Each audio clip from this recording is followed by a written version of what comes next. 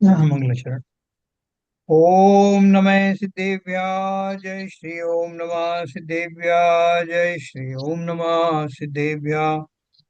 मंगलम भगवान वीरो मंगलम गौतमो गणे मंगलम कुंद कुंदाद्यो जयंधर्मोस्तु मंगलम सर्वमंगल मांगल्यम सर्वकल्याणकारकम प्रधानम सर्वधर्माणां जैनं जयतु शासनम जैनं जयतु शासनम जैनं जयतु शासनम मोक्षमार्गस्य नेतारं भेतारं कर्म भूभृतां ज्ञातारं विश्वतत्त्वानां वंदे तद्गुणलब्धये। आचार्य उमा स्वामी द्वारा रचित। एक सेकंड।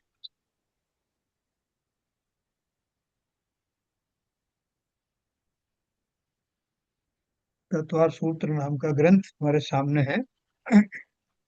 और प्रथम अध्याय की तीसरे परिशिष्ट के माध्यम से हम सुख की प्राप्ति का उपाय और किसने सुख प्राप्त किया अब तक संसार में, सुख प्राप्त करने वाले कौन है, वो कहाँ मिलते हैं, उनका उपदेश कैसा है, यानी सुख प्राप्ति करने का जो उपाय है उन्हीं से पूछा जाना चाहिए जिन्होंने वो सुख प्राप्त कर लिया है। तो इस प्रक्रिया में जो बारीकी बात बताई है कि हम लोगों को क्या करना है, उसकी चर्चा हम लोग कल से कर रहे हैं। आगे अपन देखते हैं।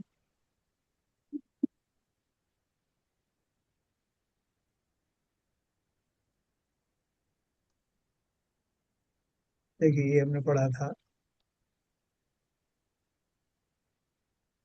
इस प्रकार प्रथम ही यह निर्णय हुआ कि कोई पूर्ण पुरुष संपूर्ण सुखी है।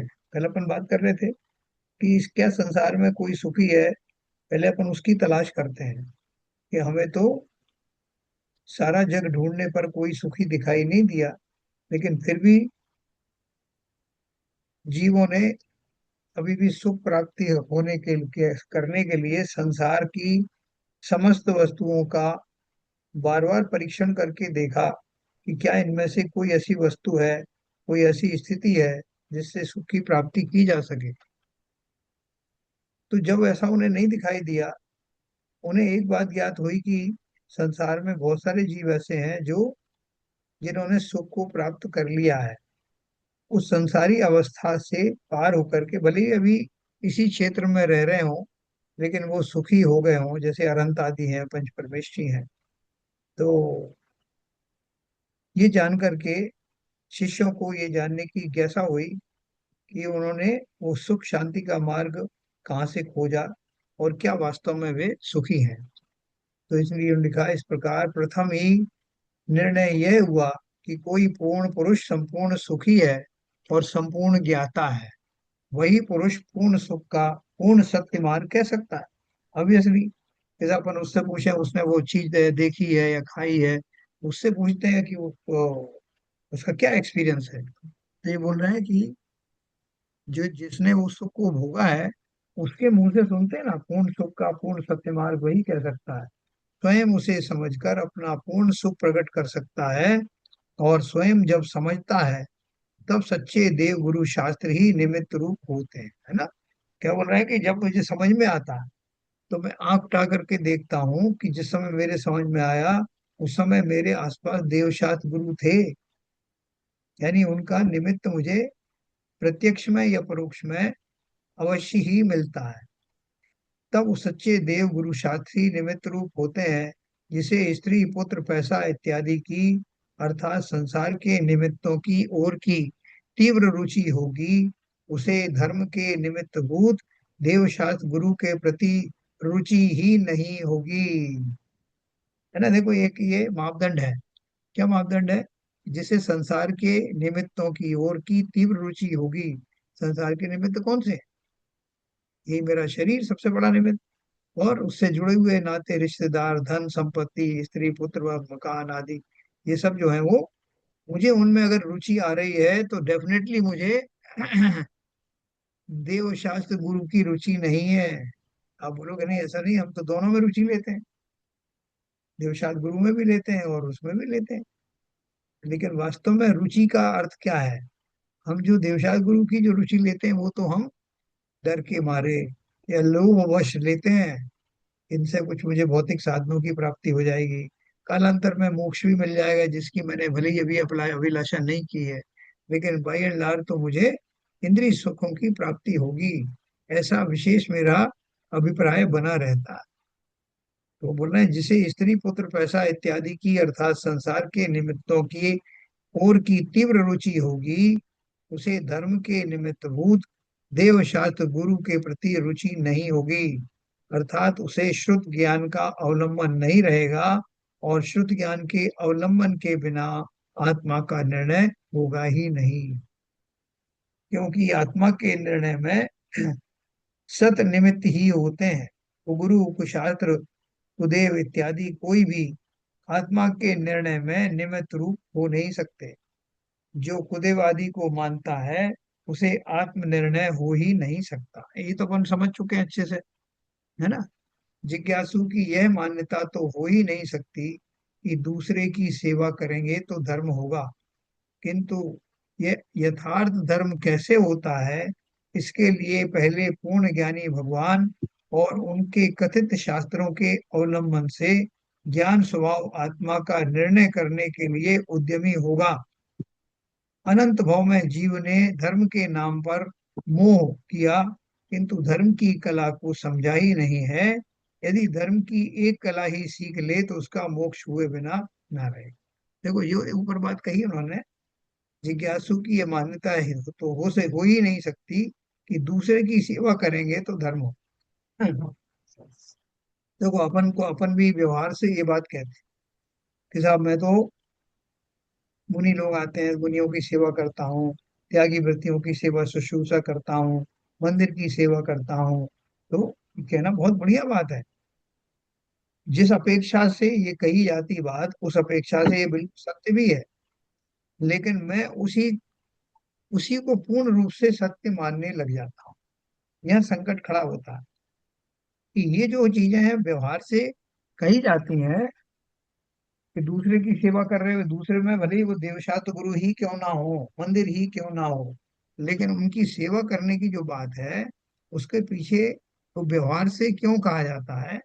क्योंकि जब जीव उन धर्म के उपकरणों में आयतनों में विनयवंत होता है तो उनके माध्यम से जो कुछ मिलना होता है उसकी प्राप्ति होती है। डायरेक्टली उनके आपने किसी मुनिराज को, वो आए कहीं से, आपने उनको तेल लगाना शुरू कर दिया, तेल मर्दन कर रहे, साहब मैं तो भैया वृत्ति कर रहा हूँ, उनके हाथ पैर दुख नहीं रहे तो और ज्यादा दुखा दिए बल्कि आपने।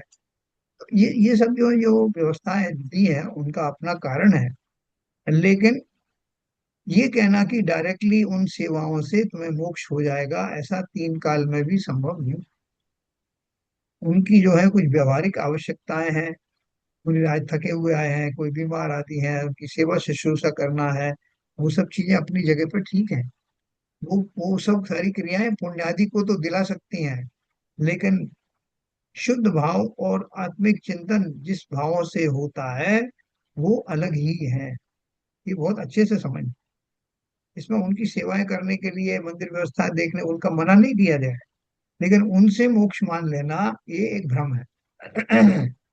किंतु वह यथार्थ धर्म कैसे होता है, इसके लिए पहले पूर्ण ज्ञानी भगवान और उनके कथित शास्त्रों के अवलंबन से ज्ञान स्वभाव आत्मा का निर्णय करने के लिए उद्यमी होता है। जो मुनिराज हैं जिनकी मैं सेवा कर रहा हूँ, जिन शास्त्र का मैं विनयवंत हूँ, जिस गुरु को मैं श्रद्धा से नमन करता हूँ, वो उनके द्वारा मोक्ष मार्ग सुन करके समझ करके और फिर मैं अपने उन कार्यों में लग जाऊं, उस अपेक्षा से इनकी सेवा का फल मुझे मिला। डायरेक्ट सेवा कुछ नहीं होती, ये सेवा है। अनंत भव में जीव ने धर्म के नाम पर मोह किया। देखो मुनिराज जाते हैं तो वो एक जगह से दूसरी जगह विहार क्यों कर देते हैं? जब एक जगह रह करके वहां के जीवों को दीर्घ काल तक उपदेश आदि की क्रिया क्यों नहीं करते? बताओ, ये कोई बताओ, विहार क्यों करते महाराज?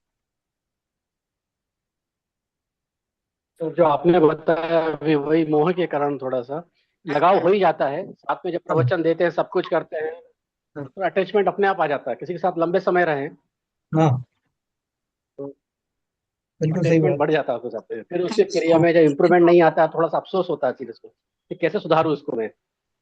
वो उस चीज उसमें मतलब मार्ग में ज्यादा टाइम देने लगते हैं, अपने कल्याण की वजह उसमें इन्वॉल्व हो जाते हैं। बहुत बहुत बढ़िया। इसलिए वो चेंज।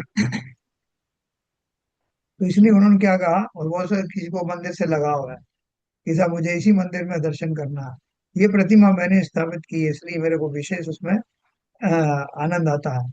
या मैं इस जगह बैठ करके ही पूजन करता हूँ, कोई दूसरा बैठ जाए तो उससे नाराज हो जाते हैं।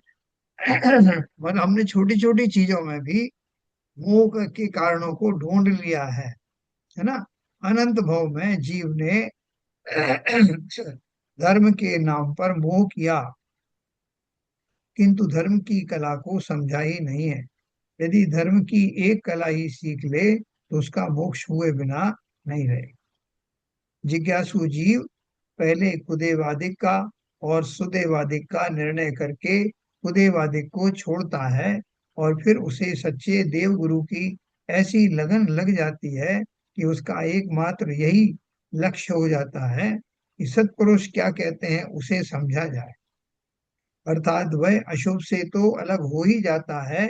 यदि कोई सांसारिक रुचि से पीछे ना हटे तो वह श्रुत अवलंबन में टिक नहीं सकेगा। है ना, श्रुत का अर्थ क्या है?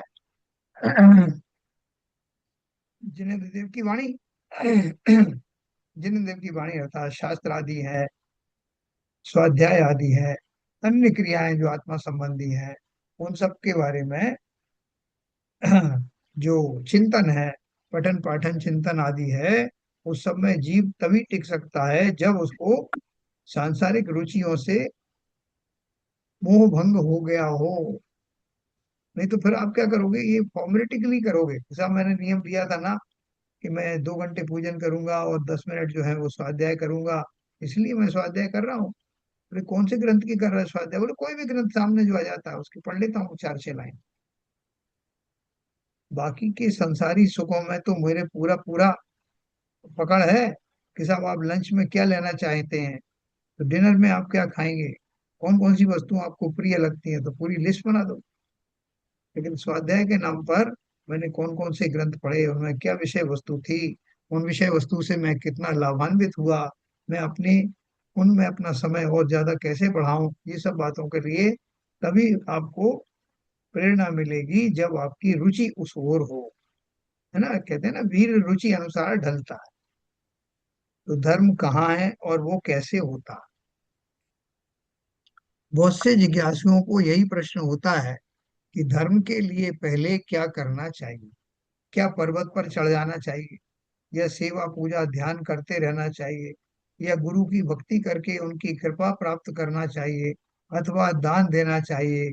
इन सब का उत्तर यह है कि इसमें कहीं भी आत्मा का धर्म नहीं है। देखो, बहुत सारे लोगों को, जैन अजैन दोनों को मैंने सुना, बहुत सारे अजैन जैन भी ऐसा बोलते हैं कि भैया ऐसा है, अपने करने से कुछ नहीं होता। अपन कहते जरूर है कि आप ध्यान करो और आप ये करो और मंदिर जाओ और फलाना करो, इससे कुछ नहीं होता। तो आपके ऊपर जब किसी गुरु की कृपा होगी तभी आपका कल्याण होगा। जिस किसी पर भी गुरु की कृपा हो जाएगी तो वही कृपा कल्याण का कारण बनेगा, ऐसा बहुत सारे लोग मानते हैं। और इसलिए वो उनकी सेवा शुश्रूषा उस ढंग से करते हैं, उनकी देह की सेवा शुश्रूषा कर रहे हैं। जैसा मैं उनको आहार कराने के लिए आगे बढ़ करके ले जाता हूँ, मैं उनके निस्तार की व्यवस्थाएं करता हूँ, वो कहाँ रुकते हैं उसके लिए करता हूँ, उनके विहार वगैरह में साथ रहता हूँ। मैं बहुत सेवा करता हूँ, जब वो कहीं से आते हैं विहार करके तो उनके हाथ पैरों की मालिश करता हूँ। तो ये करने के लिए मना नहीं है, जो कुछ भी जो अपनी भूमिका के योग्य जो कुछ श्रावकों को करना है वो करो। लेकिन डेफिनेटली ये सारी चीजें आत्मचिंतन से रहित होने के कारण ये आपको मुक्ति के मार्ग पर स्थापित नहीं कर सकती। ये क्लैरिटी हमें रहना चाहिए। इसलिए उसके साथ साथ ये कर रहे हैं तो चलो ठीक है, लेकिन मुख्य रूप से तो जो मुख्य कार्य है उसको गौण मत करो। मुख्य कार्य ही ये है कि मैं अपनी आत्मा की सेवा करूँ, तो स्वयं की सेवा करूं। मैं अपने आत्मा का जो स्वभाव है उस स्वभाव के बारे में अधिक से अधिक जानकारी जुटा करके रुचि पूर्वक उसका मनन करूं, जिससे मेरी समस्त समस्त उपयोग मेरा पर से हट करके स्व में लगने लगे। इसका प्रयास रोज बढ़ाते जाना। इन सब का उत्तर यह है कि इसमें कहीं भी आत्मा का धर्म नहीं है। धर्म तो अपना स्वभाव है, धर्म पराधीन नहीं है। किसी के अवलंबन से धर्म नहीं होता। धर्म किसी के द्वारा दिया नहीं जाता, किंतु अपनी पहचान से ही धर्म होता है। अपन धर्म किसी को दे सकते हैं क्या? चार दान होते हैं ना, औषधि, शास्त्र, अभय, आहारा। तो उसमें से जो धर्म है, धर्म रूपी कोई दान है क्या? हाँ क्या भाई बताओ, संजय प्रकाश, धर्म नाम का कोई दान है? धर्म मतलब आत्म कल्याण के हिसाब से बताना, और वही धर्म है हाँ, जो आत्मा का कल्याण बताए। मतलब बता तो सकते मगर आप दे नहीं सकते ना, कि एक कटोरी भर के धर्म आपने मुझे दे दिया। नहीं नहीं, वो तो नहीं सर, बता ही सकते हैं, चीजों करना खुद को ही पड़ेगा, बिना करे तो कुछ होगा नहीं। हाँ, तो धर्म किसी के द्वारा दिया नहीं जाता, किंतु अपनी पहचान से ही धर्म होता है। जब मैं उसको, बड़े बड़े मनीषियों ने, तीर्थंकरों ने, आचार्यों ने जो कुछ कहा है, उसको समझना मुझे है। वो डायरेक्ट आपको घोट के नहीं पिला सकते। जिसे अपना पूर्णानंद चाहिए है, उसे यह निश्चित करना चाहिए कि पूर्णानंद का स्वरूप क्या है और वह किसे प्रकट हुआ है। जो आनंद मैं चाहता हूँ, वह पूर्ण अबाधित आनंद चाहता हूँ। अर्थात कोई आत्मा वैसे पूर्णानंद दशा को प्राप्त हुए हैं और उन्हें पूर्णानंद दशा में ज्ञान भी पूर्ण है, पूर्ण ही है। क्योंकि यदि ज्ञान पूर्ण ना हो तो राग द्वेष रहेगा, उसके रहने से दुख रहेगा, और जहाँ दुख होता है वहाँ पूर्णानंद नहीं हो सकता। इसलिए जिन्हें पूर्णानंद प्रकट हुआ है, ऐसे सर्वज्ञ भगवान हैं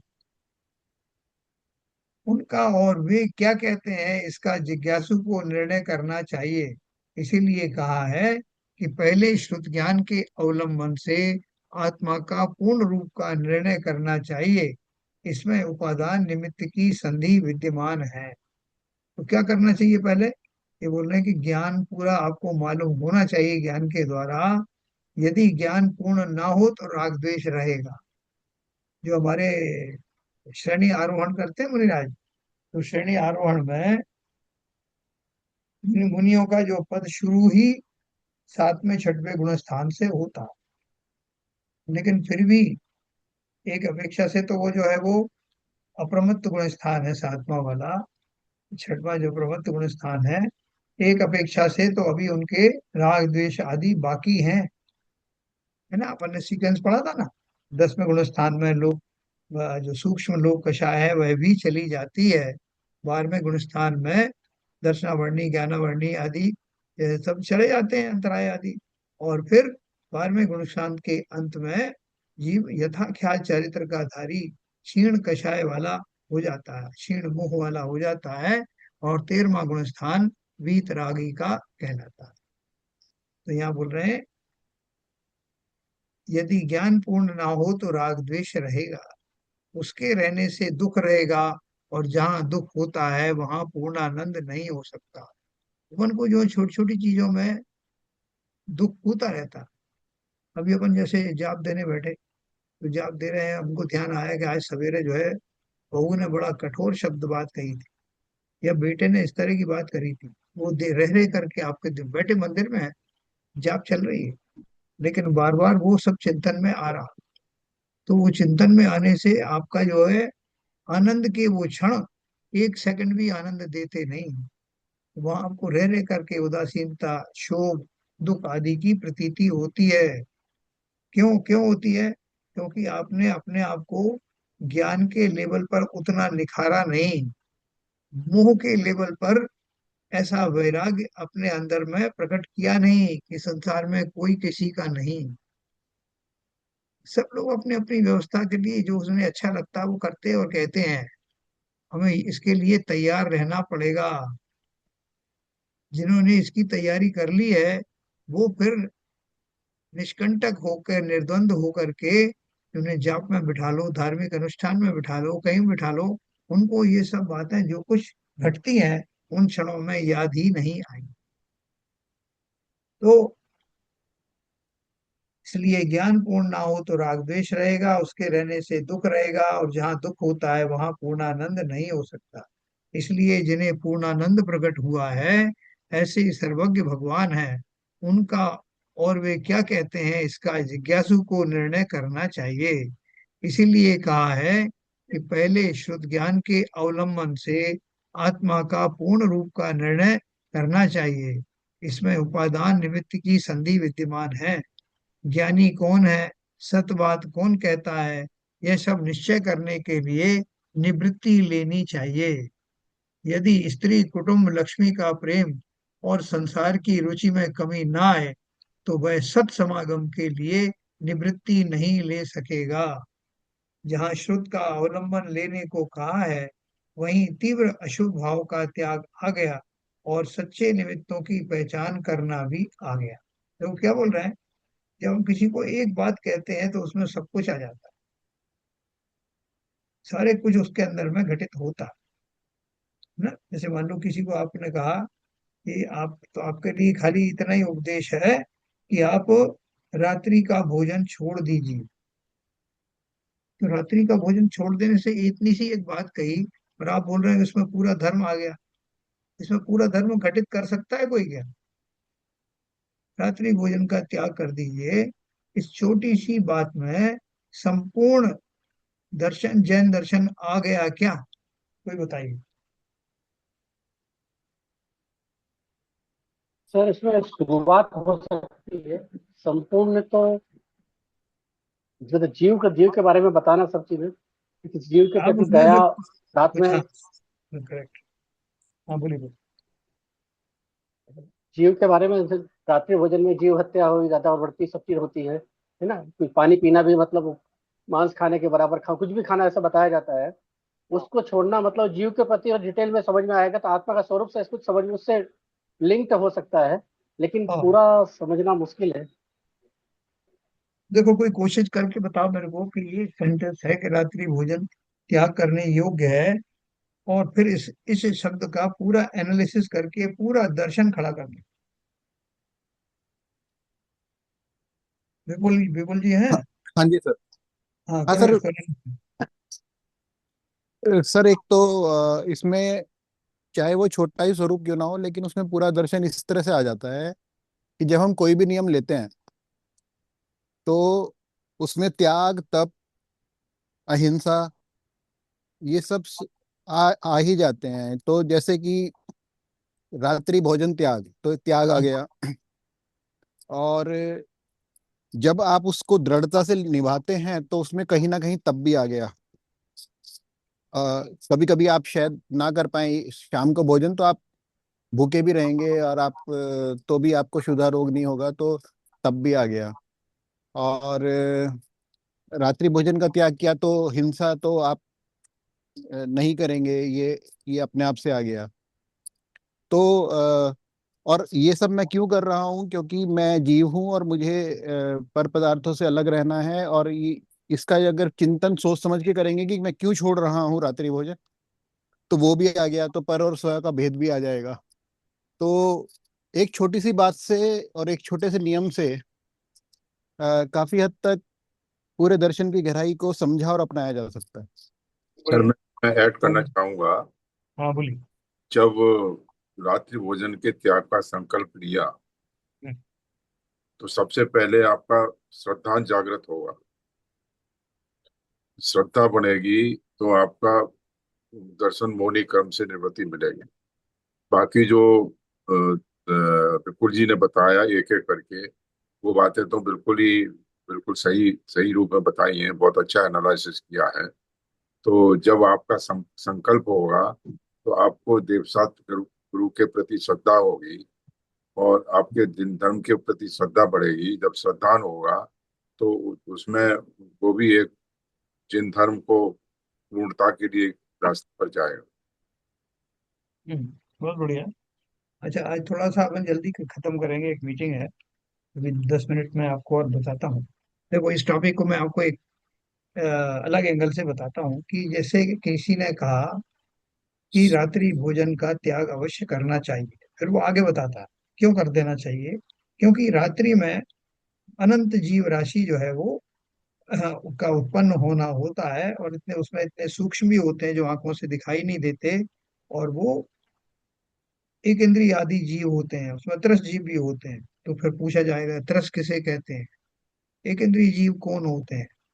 तो त्रस की परिभाषा क्या है, त्रस में कौन से जीव शामिल होते हैं, त्रस जीव कहाँ रहते हैं। तो बोले वो त्रस नाली में रहते हैं। त्रस नाली क्या कहाँ होती है, तो बोले कि वो एक तीन लोक का जो चित्र है उसमें बीचों में त्रस नाली जाती है, उसके ऊपर ही सिद्ध शिला है। सिद्ध शिला क्या होती है, वो जहाँ सिद्ध लोग जाकर के विराजमान होते हैं। सिद्ध कौन बनते हैं, जो बना जिन्होंने जो गुणस्थानातीत हो जाते हैं, जो मोह राग द्वेष से निवृत्त हो जाते हैं, जो सर्वज्ञ हैं, वीतरागी हैं, हितोपदेशी तो नहीं रहे, वो उनको सिद्ध कहते हैं। अच्छा, सर्वज्ञ कौन होता है, देखना आप प्रश्न में से प्रश्न उठाते हो। तो सर्वज्ञ कौन होता है, वो सर्वज्ञ क्यों हो जाते हैं, सर्वज्ञ होने के लिए क्या कंडीशन है। तो उनको बताया जाता है कि सर्वज्ञ होने की मोह राग द्वेष आदि से निवृत्ति हो, पूर्ण संयम का धारी हो। तो अच्छा, राग द्वेष आदि क्या होते हैं, वो कहाँ उत्पन्न होते हैं, किन जीवों में उत्पन्न होते हैं, उसका कारण क्या है। तो आप वो सब मोह राग द्वेष का कारण बताओगे। अनादिकाल से जीव मिथ्यात्व से संयुक्त है, ये मिथ्यात्व क्या होता है, और मिथ्यात्व से निवृत्त होते ही सम्यक दर्शन होता है। अच्छा, सम्यक दर्शन होता है, वो किस पूर्वक होता है, वो सम्यक ज्ञान पूर्वक होता है। तो सम्यक ज्ञान क्या होता है, और सम्यक दर्शन ज्ञान के बाद में क्या होता है, और इसके बाद उत्तम चारित्र होता है। तो करते करते आप एक लिंक से चालू करेंगे और पूरा दर्शन आप एक्सप्लेन कर सकते हैं, स्वयं ही प्रश्न बनाकर, जैसे आचार्यों ने किया। कोई पूछे ना पूछे, आप बताते जाओ वही आइए, ये सम्यक दर्शन है। तो फिर उसमें मिथ्या दर्शन क्या है, तो किन जीवों को होता है।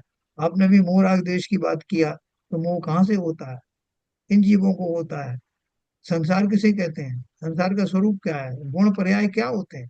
एक में से निकालते चले जाओगे, आपका पूरा दर्शन। ऐसे ही तत्वार सूत्र की रचना ऐसे ही हुई। एक प्रश्न का उत्तर दिया उन्होंने, उस प्रश्न के फलस्वरूप दूसरे प्रश्न खड़े किए गए, फिर उनका जवाब दिया, तो अगले सूत्र का निर्माण हुआ। ये पूरा तत्वार सूत्र ऐसे ही बना। तो ये कला अपन को भी विकसित करनी है। आगे से आपसे कोई भी कुछ पूछे, तो आपको आपका उत्तर भी ऐसा हो कि उसको अगला प्रश्न पूछने का मन करे, और आपके अंदर इतना धैर्य हो कि अगले उत्तर को भी आप, अगले प्रश्न के उत्तर भी आप भली भांति दे सकें। आप स्वयं ही सोच के देखना, कोई भी एक चीज से पानी छान कर पीना चाहिए, और इसमें आप पूरा शास्त्र भर सकते हो। पानी किसे कहते हैं, पानी के अंदर कौन से जीव होते हैं, पानी के अतिरिक्त और कितने स्थावर होते हैं, उन जीवों का शरीर ही उनसे बना होता है। ऐसे कितने तरह के जीव होते हैं, अग्नि का है, वायु का है, कौन से होते हैं, उन गतियों में कौन से जीव जाते हैं, गतियां कितनी होती हैं, एक से जे बढ़कर के कितना अनगिनत उत्तर, प्रश्न उत्तर हो। तो इसलिए एक बोलते हैं ना, एक ही साधे सब सदे, सब साधे सब जाए। आप कहीं भी उसका एक छोर पकड़ लें कि भाई साहब मुझे तो नियमित रूप से जिनेन्द्र देव की पूजन करनी है, एक ही पूजन करूंगा भले ही, लेकिन रोज नियमित रूप से करूंगा। आपने संकल्प ले लिया, फिर आपसे कहा जाएगा आप जिसकी पूजन कर रहे हैं उसका स्वरूप क्या है, उन्हें आप जानते हैं क्या। भौतिक रूप से तो ठीक है, उनकी हिस्ट्री ज्योग्राफी ठीक है, लेकिन वास्तव में जो उनके गुण आदि हैं उनको आप जानते हैं क्या, कि पूजन करने से आपका कल्याण कैसे होगा, क्यों होगा, क्या प्रक्रिया है। आप इस पूजन के माध्यम से कहाँ पहुंच जाओ। एक ही व्यक्ति की पूजन कर रहा हो, पूजन करने के लिए उसके समस्त गुण आपके सामने आएंगे। उन गुणों की मीमांसा करते करते आपको स्वयं का अनुभव भी एक दिन अवश्य होगा। एक छोर पकड़ लेना, संयम का एक छोर पकड़ लिया, जैसे उसने कौवे का मांस छोड़ा था। तो कौवे का मांस छोड़ने से एक ही तो चीज छोड़ी थी उसने, लेकिन उसका परिणाम क्या हुआ, कि उसने कहा मैंने कृतकारित अनुमोदना से कौवे का मांस छोड़ा है, किसी भी रूप में ना तो मैं खाऊंगा और ना उसको किसी को प्रेरणा दूंगा। तो जब उनका मरण का समय आ गया और मौका ही ऐसा आया, तो वो बाई चांस निमित्त ऐसा बना कि कौवे का मांस उसको छुड़ाने की बात कह दी गई, क्योंकि वही कौवे का मांस उसको ऑफर किया गया जब वो मरणासन्न था। कि तुम्हारी बीमारी उनके वैद्यों ने बता दी, भीलों के, सिर्फ कौवे के मांस से ही ठीक हो सकती है। उसने कहा कि मरता मर जाऊंगा लेकिन कौवे का मांस नहीं खाऊं। तो उन्होंने कहा चलो कोई बात नहीं, फिर दूसरा कुछ मांस ले आते हैं। उसने बोला कि मुझे पता नहीं तुम इसमें क्या मिला के दे दोगे, मेरे मुंह के चक्कर में कौन सा मांस ले आओगे, उसमें कौवे का मिला भी हो सकता है, इसलिए समस्त मांसों का त्याग। समस्त मांसों के त्याग, तो चलो अब शाकाहारी दे दे। बोले नहीं, शाकाहारी भी नहीं चाहिए, क्या पता उसमें क्या हो। तो फिर कैसे जीवित रहोगे? बोले नहीं रहना, जितनी आयु थी उतना ही है। तो कितना संयम आ गया। एक वस्तु को छोड़ने के माध्यम से शरीर तक से मोह छूट गया। इसलिए कहा कि एक ही साधे सब सधे, एक अंग पकड़ लो कोई भी मजबूती के साथ, पूरा धर्म निखर कर सामने आ जाए। तो यहाँ पर ने बात करी, जहां श्रुत का अवलंबन लेने को कहा है, वहीं तीव्र अशुभ भाव का त्याग आ गया है। अपन बोले कि आप सिर्फ इसका सेवन करें और किसी का सेवन ना करें, श्रुत का अवलंबन करें बाकी को ना करें, तो बाकी सब छूट गया ना, सिर्फ श्रुत ही रहा हाथ। सच्चे निमित्तों की पहचान करना भी आ गया। आपसे कहें कि कोई ज्ञानियों की बात सुना करो, हर किसी की मत सुना करो, तो उसमें सुदेव आ गए ना, सुगुरु आ गए, सुशास्त्र आ गए। सुख का उपाय ज्ञान और सत समागम, देखो ये सारी चीजें जो है सदाचार के रूप में हम सब ने बचपन से ही पढ़ी हैं, बहुत एलिमेंट्री चीजें हैं। तुझे तो सुख चाहिए है, यदि तुझे सुख चाहिए है तो पहले यह निर्णय कर कि सुख कहाँ है और वह कैसे प्रकट होता है। सुख कहाँ है और वह कैसे प्रकट होता है, इसका ज्ञान किए बिना बाह्याचार करके यदि सूख जाए तब भी सुख नहीं मिलता, धर्म नहीं होता। सर्वज्ञ भगवान के द्वारा कथित श्रुत ज्ञान के अवलंबन से यह निर्णय होता है, और इस निर्णय का करना ही प्रथम धर्म है। जिसे धर्म करना हो, वो धर्मी को पहचान कर वे क्या कहते हैं इसका निर्णय करने के लिए सत समागम करें। आपने देख लिया कि श्रीमद राजचंद्र जी की एक एक हड्डी पसली दिख रही है, कितना शरीर को सुखा दिया, और लोग उनकी बड़ी प्रशंसा कर रहे हैं। तो एक दिन मैं भी अपनी हड्डी पसली सुखा लूंगा, जिससे मेरा भी बहुमान आए और मैं भी सुखी सुखी हो जाऊं। तो इसलिए उन्होंने कहा कि ये बाह्य लक्षण से नहीं, है ना, ऊपर लिखा है ना उन्होंने, सुख कहाँ है और वो कैसे प्रकट होता है, इसका ज्ञान किए बिना बाह्य आचार करके यदि सूख भी जाए तब भी सुख मिलेगा नहीं। ये देखा देखी का सौदा नहीं, देह को सुखाना मात्र नहीं। देह तो सूखे या ना सूखे, उसे देह की परवाह है कहाँ, उसे एक पड़ोसी के तरह मानता। और ऐसा चिंतन करने वाले के लिए ही ये कहा गया, जिसे धर्म करना हो वो धर्मी को पहचान कर वे क्या कहते हैं निश्चय करने के लिए सत समागम करे। सत समागम से जिसे शुद्ध ज्ञान का अवलंबन प्राप्त हुआ है कि हो परिपूर्ण आत्म वस्तु ही उत्कृष्ट महिमावान है। मैंने ऐसे परम स्वरूप अनंत काल में पहले कभी नहीं सुना था। ऐसा होने पर उसे स्वरूप की रुचि जागृत होती है और सत समागम का रंग लग जाता, अर्थात उसे खुदेवादी या संसार के प्रति रुचि हो ही नहीं सकती। अपने अपना अपने ऊपर देखना कि अब मुझे जो है संसार से रुचि घट रही है कि बढ़ रही है, या उतनी ही है, तीन कैटेगरी में हो सकती है ना। तो कल सब लोग जो है ना अपने पूरी अपना आत्मावलोकन करके और इस बात को का निर्णय करना कि मेरी संसार से रुचि पहले जैसी ही है, जितनी है, कम हो रही है या बढ़ रही है, और बढ़ रही है या कम हो रही, तो किसकी तरफ ज्यादा जा रही। न कल अपन इसकी और चर्चा करेंगे। ये सब एलिमेंट्री चीजें हैं जो हम सबको बचपन में ही सिखा दी गई हैं, लेकिन अब समय आ गया है कि हम उनको थोड़ा व्यापक स्तर पर उसका समीक्षा करेंगे। कल अपन इसकी बात करते हैं, आज थोड़ा जल्दी जाना है, कल बात करते हैं। जिनवाणी स्तुति करेंगे संजय प्रकाश।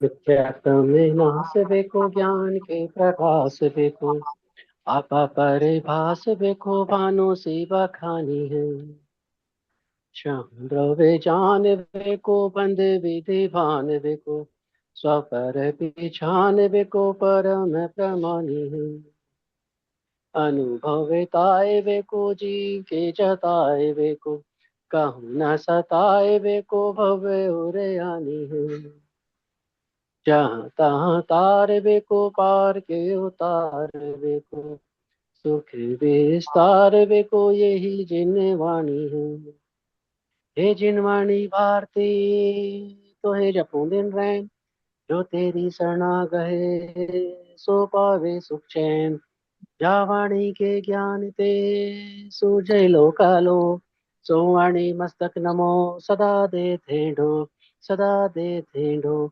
जिनवाणी माता की जय। जय हो। कार्य